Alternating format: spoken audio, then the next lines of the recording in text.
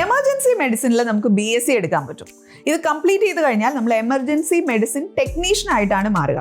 ഇപ്പം ആംബുലൻസിൽ അതല്ലെങ്കിൽ എന്തെങ്കിലും ഒരു ആക്സിഡൻറ്റ് നടക്കുന്ന സ്ഥലങ്ങളിൽ നമുക്ക് എത്തിച്ചേരേണ്ട വേറെ എന്തെങ്കിലും ഒരു സർവീസിൽ ഒക്കെ നമുക്ക് ആവശ്യം വരുന്നത് എമർജൻസി മെഡിസിൻ ടെക്നീഷ്യൻസിനെയാണ്. ഒരു ഹോസ്പിറ്റലിലേക്ക് എത്തിക്കുന്നതിന് മുൻപുള്ള പ്രീ കെയറില്ലേ, ആ കെയർ കൊടുക്കാൻ ട്രെയിൻഡ് ആയിട്ടുള്ള ആൾക്കാരാണ് ഇവരൊരിക്കലും ഡോക്ടേഴ്സ് അല്ല. പക്ഷെ ആ ഒരു ഇനിഷ്യൽ റെസ്പോൺസ് ഇല്ലേ, അത് കൊടുക്കാനായിട്ടുള്ള ട്രെയിനിങ് ആണ് ഇവർക്ക് ലഭിക്കുന്നത്.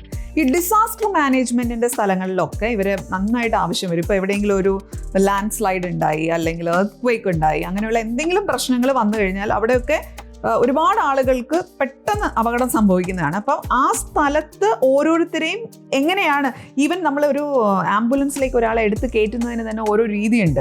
അപ്പോൾ എന്ത് സംഭവിച്ച ആളെയും നമുക്കിങ്ങനെ ഓടിച്ചെന്ന് പിടിച്ചെടുത്ത് കഴിഞ്ഞാൽ ചിലപ്പോൾ നമ്മൾ എടുക്കുന്ന രീതി കൊണ്ടായിരിക്കും അയാൾക്ക് എന്തെങ്കിലും ഒരു അപകടം ഉണ്ടായി പോകുന്നത്. അപ്പോൾ ഇതൊന്നും സംഭവിക്കാതിരിക്കണമെങ്കിൽ ഇതിൽ ട്രെയിൻഡ് ആയിട്ടുള്ള പ്രോപ്പർ ആയിട്ടുള്ള ആൾക്കാരാണ് ഇതൊക്കെ ഹാൻഡിൽ ചെയ്യേണ്ടി വരിക.